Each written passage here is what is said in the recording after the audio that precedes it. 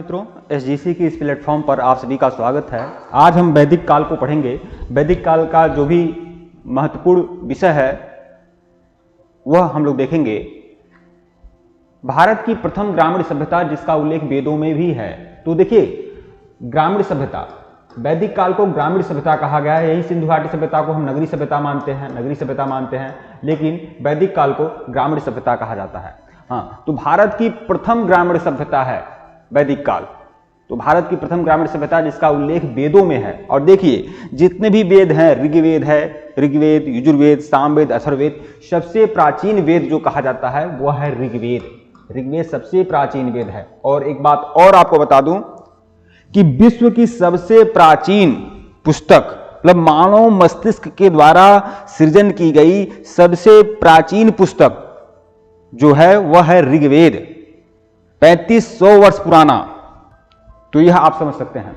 हालांकि ऋग्वेद को ऋग्वेद इस समय तो पुस्तक है, लेकिन वह जो उस समय ऋग्वेद जो थी वह श्लोकों के आधार पर थी। मतलब लोग कंठस्थ करते थे, गुरु कंठस्थ करता था, गुरु से शिष्य को कंठस्थ कराया जाता था। हाँ, इस तरह से मानव मस्तिष्क के द्वारा सृजित पहली रचना ऋग्वेद है।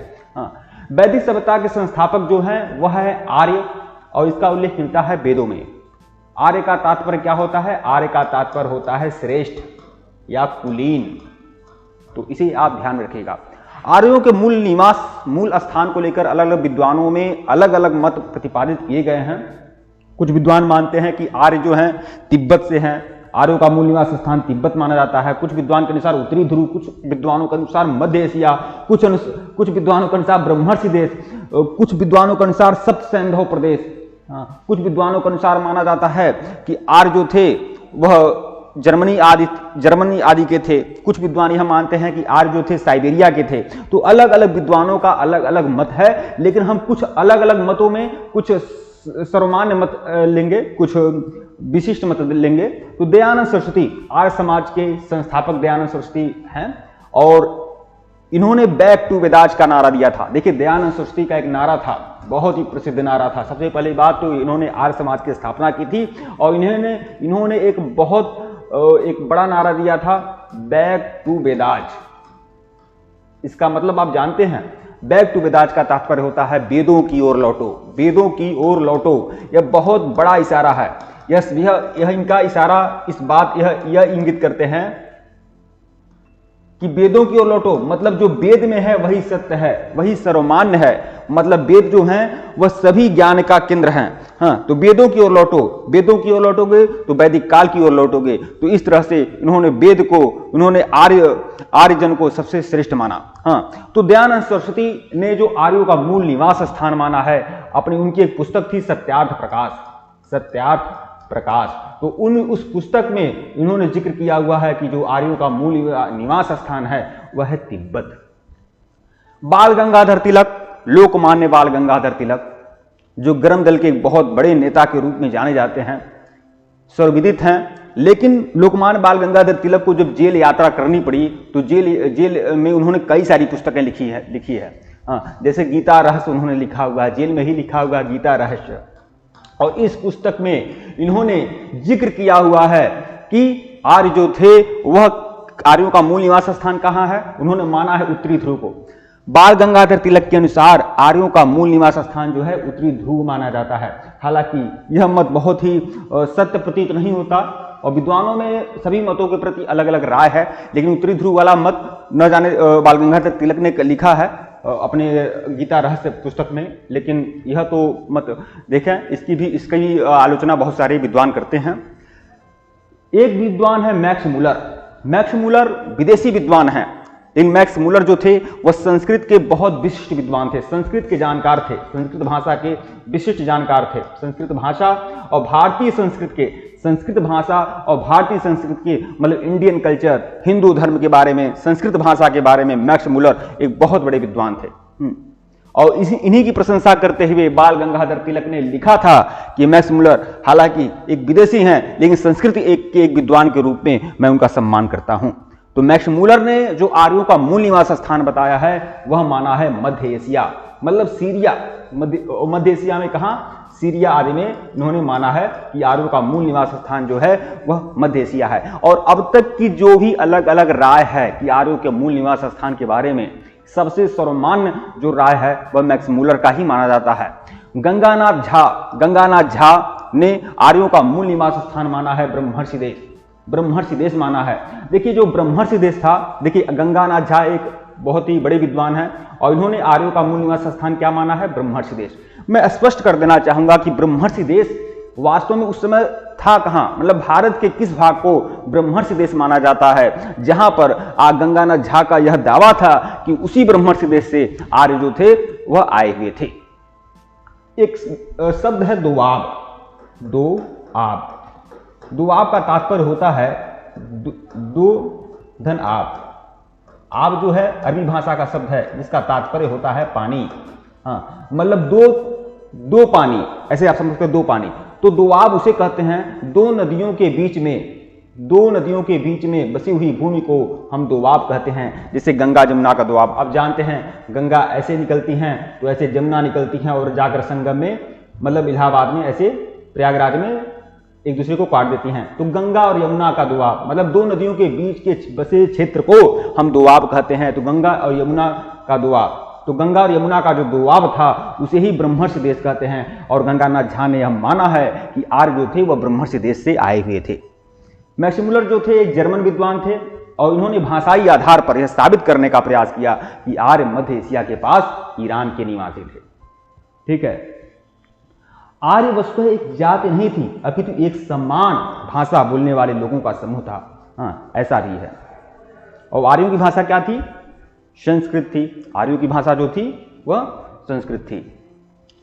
आर्यों का राजनीतिक विस्तार देखेंगे। आर्यों का राजनीतिक विस्तार कि जो आर्य का जो राजनीतिक विस्तार था वह कहां से कहां तक था, मतलब आर्यों की जो राजनीतिक पकड़ थी, जो प्रशासन व्यवस्था थी आर्यों की, वह कहां से कहां तक थी। तो आर्यों का महत्वपूर्ण कबीला भरत था। भरत, वैसे बहुत सारे आर्यों के अलग अलग कबीले थे। अनु, पुरु, तुरु, यदु, दह, दुहि, अनिल, पक्त, भलानस, सिवी और विषाणिल। यह मैं आर्यों की 10 शाखाओं का उल्लेख किया हूं। अनु, पुरु, तुरु, यदु, दुहि, अनिल, पक्त, भलानस, सिवी और विषाणिल। यह क्षत्रियों की 10 शाखाएं हैं।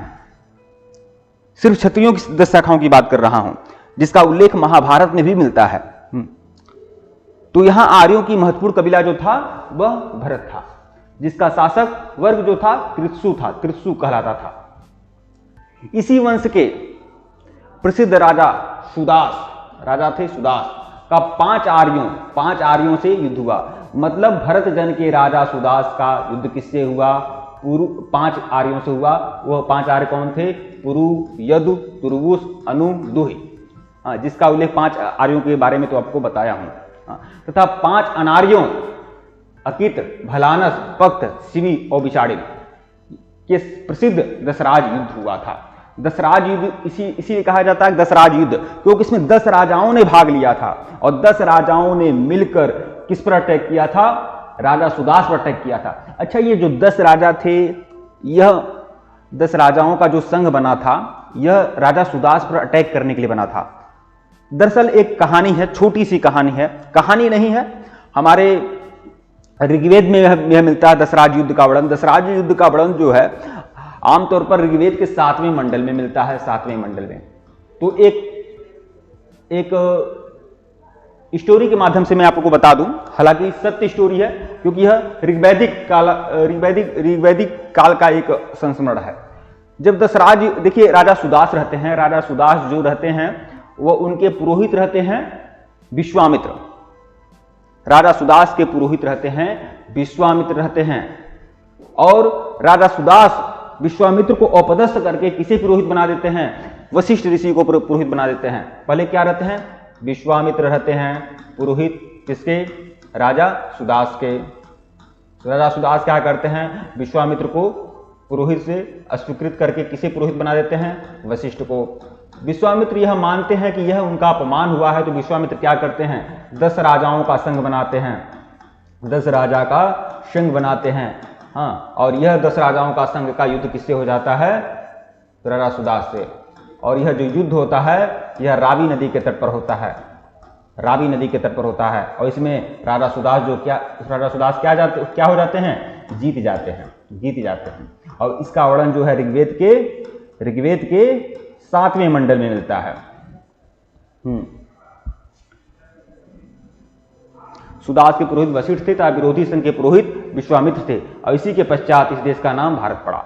बुगोचकोई अभिलेख जो है 1400 ईसा पूर्व है। बुगोचकोई अभिलेख जो है वह 1400 ईसा पूर्व में एक अभिलेख खोजा गया था। 1400 एक अभिलेख मिला जो 1400 ईसा पूर्व, मतलब ईसा मसीह के जन्म से 1400 साल पहले का वह अभिलेख है। मतलब आप समझ सकते हैं लगभग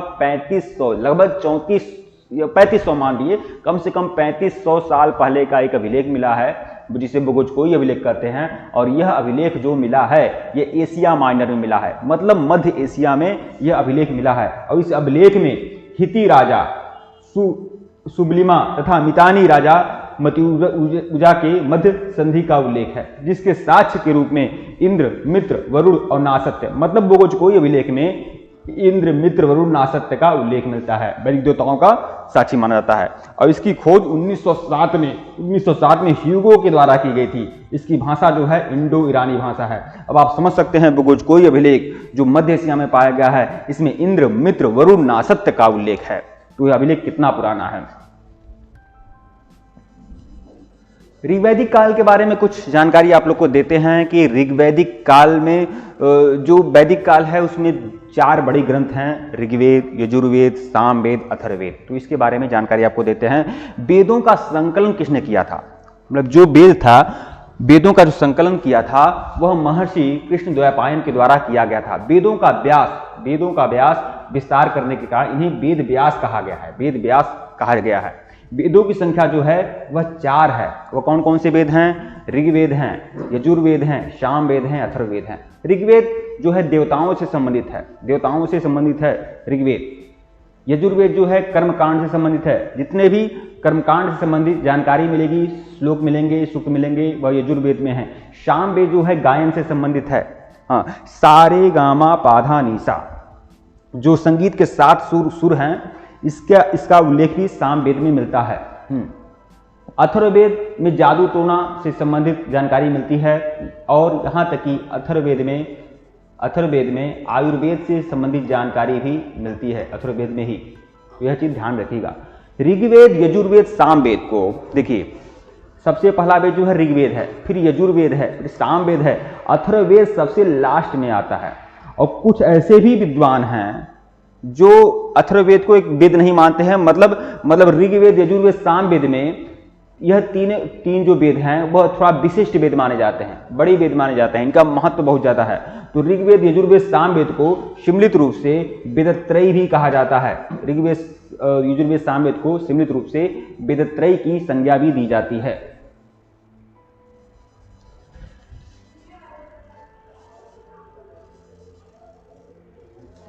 हम ऋग्वेद को विस्तार से देखेंगे।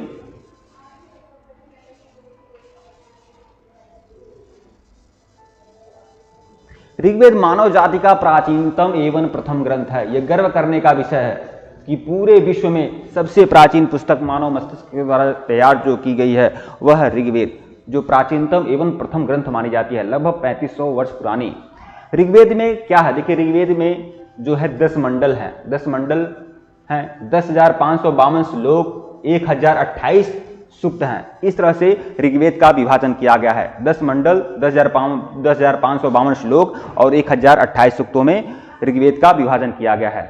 अच्छा, 1028 जो सूक्त हैं इसको भी 2 भागों में बांटते हैं, शाकल सूक्त और वातखिल्य सूक्त। शाकल सूक्त जो है वह 1017 जो सूक्त है वह शाकल सूक्त है, 11 जो सूक्त हैं वह वातखिल्य सूक्त हैं। सबसे प्राचीन मंडल जो है 2 से 8वां, सबसे प्राचीन मंडल, जैसे 10 मंडल हैं तो दूसरा से लेकर 8वें मंडल को सबसे प्राचीन माना जाता है। हाँ, यह माना जाता है कि पहला मंडल या अंतिम जो 9वां या 10वां मंडल था वो सबसे बाद में जोड़े गए। सबसे प्राचीन मंडल जो है 2 से 8वां तक है। और सबसे प्राचीन मंडल को, इस मंडल को क्या बोलते हैं, वंश मंडल बोलते हैं। तो सबसे नवीन मंडल क्या है, पहला, 9वां और 10वां। दूसरा मंडल के रचयिता जो हैं ग्रीष्मद ऋषि हैं। तीसरे मंडल के रचयिता विश्वामित्र, चौथे के वामदेव, पांचवा का अत्रि, फिर छठवां का जो रचयिता हैं मंडल के वह भारद्वाज ऋषि हैं, और सातवां मंडल के रचयिता वशिष्ठ हैं।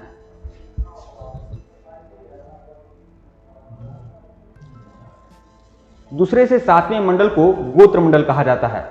दूसरे से सातवें मंडल को गोत्र मंडल कहा जाता है। गोत्र मंडल या वंश मंडल जो भी मैं बताया हूं, गोत्र मंडल भी कहा जाता है और वंश मंडल भी कहा जाता है। आठवां मंडल जो है कण्व ऋषि के द्वारा लिखी गए, कण्व तथा अंगिरस के द्वारा रचा गया है। नौवां मंडल जो है सोम देवता को समर्पित है। मतलब अगर सातवां मंडल में क्या है, दशराज युद्ध का वर्णन है, दशराज युद्ध का वर्णन जो है वह सातवें मंडल में है।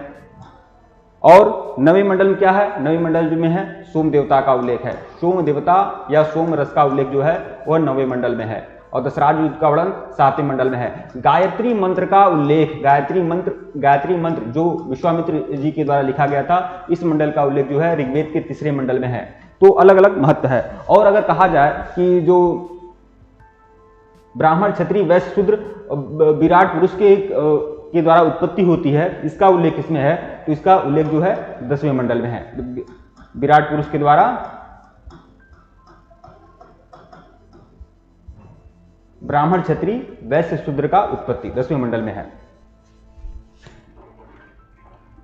10वें मंडल को प्रसिद्ध पुरुष, प्रसिद्ध या विराट पुरुष सूक्त वर्णित है, जिसमें सर्वप्रथम जाति प्रथा एवं शूद्र शब्द का उल्लेख हुआ है। तो शूद्र शब्द का उल्लेख किसमें हुआ है, ऋग्वेद के 10वें मंडल में। ऋग्वेद का पाठ देखिए ऋग्वेद है, यजुर्वेद है, सामवेद है, अथर्ववेद है, सबके अलग अलग ऋषि हैं। तो ऋग्वेद का जो विद्वान ऋषि होता है उसे होता कहा जाता है। होता या होत्र नामक पुरोहित जो होता है वह ऋग्वेद का विद्वान माना जाता है।